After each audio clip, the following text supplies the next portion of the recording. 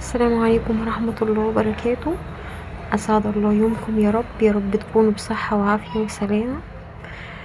النهاردة يوم جديد وهعمل لكم روتين تمام بسيط.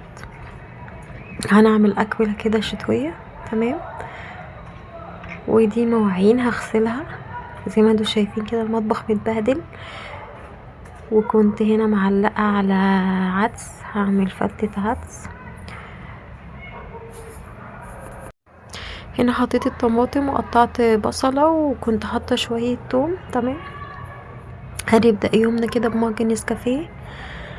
طبعا زي ما انتوا شايفين المطبخ متبهدل ازاي. طبعا هنروق كل ده وهنمسح الارض وهغسل مواعين تمام. هحاول اختصر لكم الروتين وانا بعمل الحاجات دي. هحكي لكم قصة كده وان شاء الله هبقى احكي لكم شوية قصص كده، ودي حقيقية من واقع الحياة مش من تأليفي انا يعني.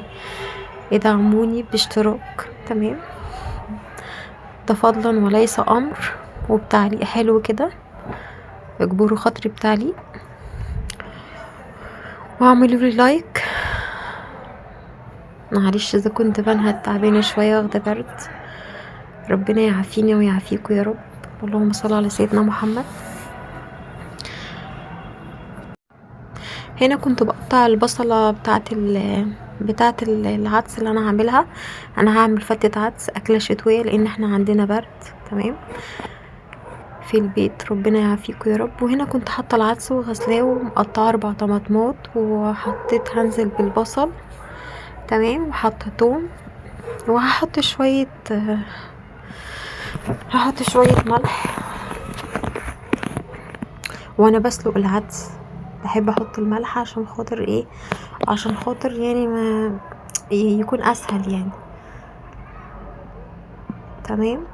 بعد كده هندخل على المواعين بتاعتنا، هنغسلها. واحنا بنغسل المواعين دي تمام، اللهم صل وسلم على سيدنا محمد. هحكي لكم قصه كده، ودي القصص دي من واقع الحياه، مش قصص وهميه يعني من دماغي.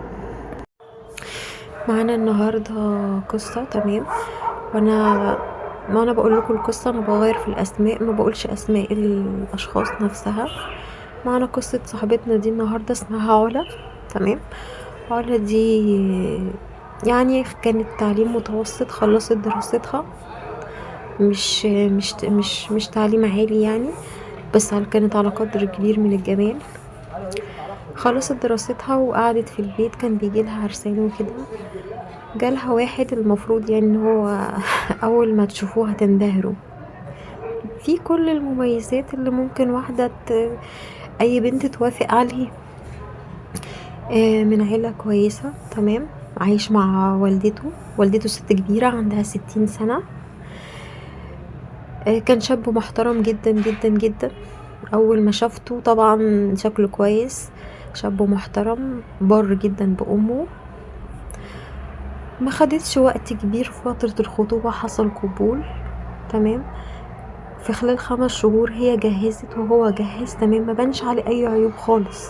زي ناس كتير بتدخل حياتنا كده ما بيبانش عليها اي عيوب ونقول دي ملايكة.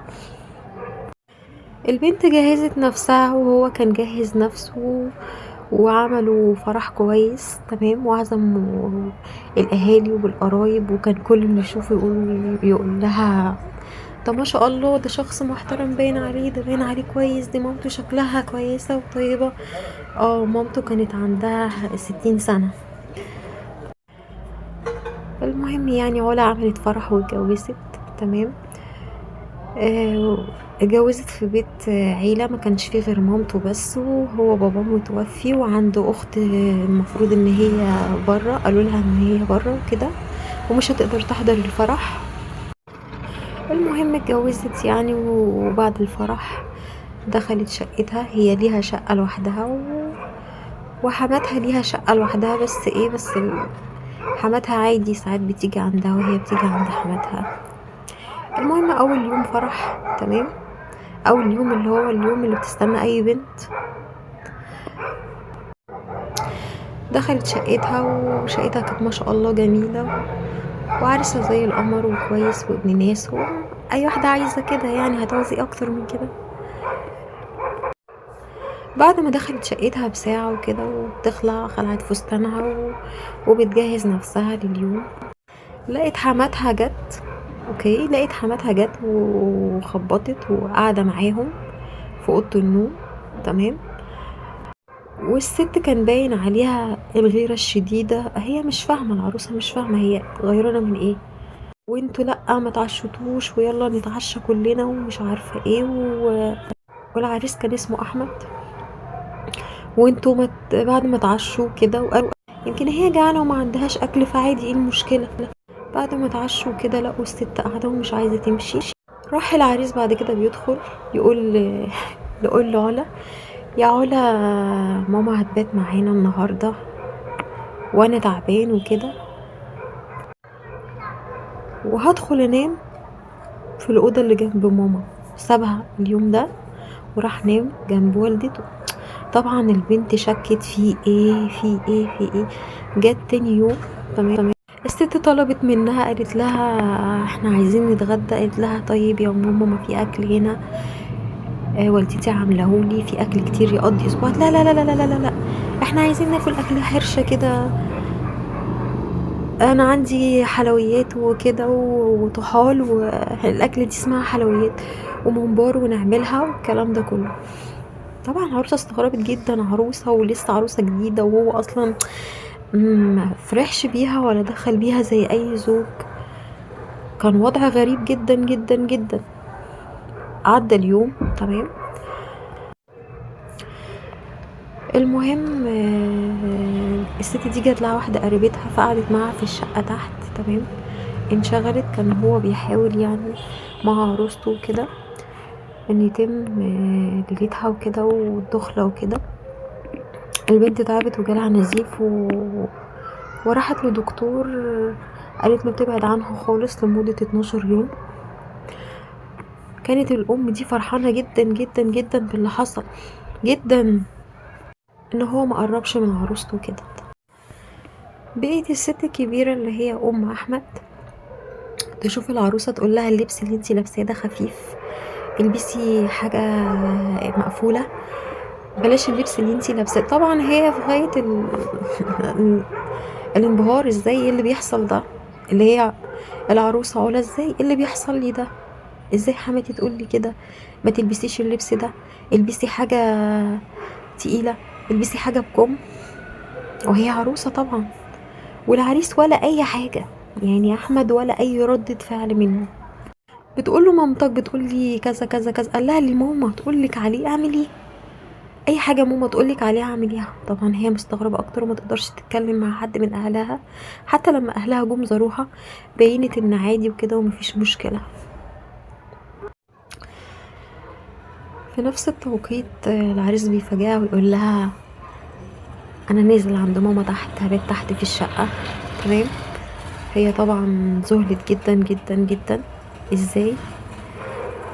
المهم هي قالت لا لازم اشوف في ايه وايه اللي بيحصل ده، وازاي يسيبني واحنا في شهر العسل ويروح لوالدته والكلام ده كله. راحت نزلت عند الست المفروض ان هي حماتها. تمام. مامة احمد. لقيتها هي اللي لابسه لبس شفاف جدا جدا جدا، تكاد تكون هي اصلا العروسه. صلوا على سيدنا محمد واعملوا لي لايك واكتبوا لي تعليق حلو كده في جبر خواطر. على فكره يا جماعه القصه دي والله العظيم حقيقيه، مش من وحي خيالي يعني، بس انا مغيره في الاسماء. لقيت الست حاطه ميك اب بقى ولابسه لبس شفاف وكده، اللي هي بتقول لها اصلا ما تلبسيش كده قدام ابني. تمام. المهم هي قالت لهم انا هبات معاكم هنا. هو ما باتش مع مراته وهي باتت في اوضه. تمام. باتت في اوضه تانية. تكتشف يجي الليل تكتشف ان العريس تمام نايم جنب والدته. ايه؟ ايوه زي ما سمعتوا، نايم جنب والدته. مش نايم جنب والدته بس، دي والدته لابسه لبس من اللي انتوا فاهمينه يعني، لبس زي اي زوجة تلبسه لزوجها. طبعا البنت انصدمت وقالت لهم ايه اللي انتوا فيه ده وايه اللي انتوا بتعملوه ده. راحت مامة العريس قالت لها هو ده الوضع وكان لازم تعرفي من اول الجواز ان هي دي حياتنا، تمام، وده مش ابني، ده جوزي. عايزه اقول لكم ان العروسه في الوقت ده اتصدمت. هنا يا حبايبي كان العدس استوى والبصل بحمره، حاطه معلقتين سمنه زي ما انتوا شايفين، وهنزل بحبه زيت. المهم العروسه اتصدمت جدا ومش عارفه تعمل ايه. ازاي؟ قالت لها زي ما بقولك، ده جوزي مش ابني، ولازم تتعودي على كده، ولو حابه كده هنبقى احنا التلاتة كده، حابه تعيشي في البيت ده هنبقى احنا التلاتة كده علاقتنا كده. طبعا البنت اتصدمت، وبعدين راحت لقت الام دي اللي هي المفروض حماتها. انتوا مش متخيلين اصلا بتعمل حركات مش كويسة اللي هو عريسها اللي هو احمد اللي هو اصلا ابنها. بتعمل حركات مش كويسة خالص، حركات شبه جنسية يعني، سوري، في جسمه، وتمسكه من اماكن معينة وتقول لها انا اللي عملته راجل. اقول لها، راح قال لها لا ما تقوليش.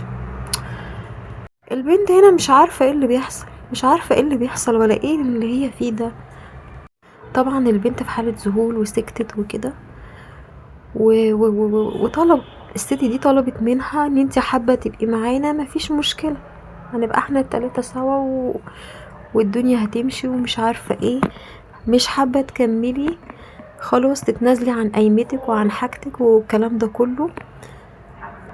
حرفيا البنت اتصدمت وطلعت شقتها وهي مصدومة وتعبانة ومش عارفة وما بتتكلمش مع حد، لحد ما البنت تعبت، تمام، تعبت جدا، تمام، وصحتها بقت في النازل وكده. وجت والدتها فجأة لقيتها تعبانة ووشها مصفر. مالك يا بنتي، في ايه؟ مفيش يا ماما، مفيش. هنا انا حمرت البصلة وضربت العدس في الخلاط. هكمل لكم بقى. اللهم صل على سيدنا محمد، صلوا على النبي في التعليقات. مفيش يا ماما، مفيش. البنت راحت مامتها خدتها للدكتور، لقيتها تعبانة جدا. عايزة اقول لكم تعبانة جدا. هنا كنت محمصة العيش يا جماعة عشان هعمله الفتة. اختصر لكم. راحت بيها للدكتور.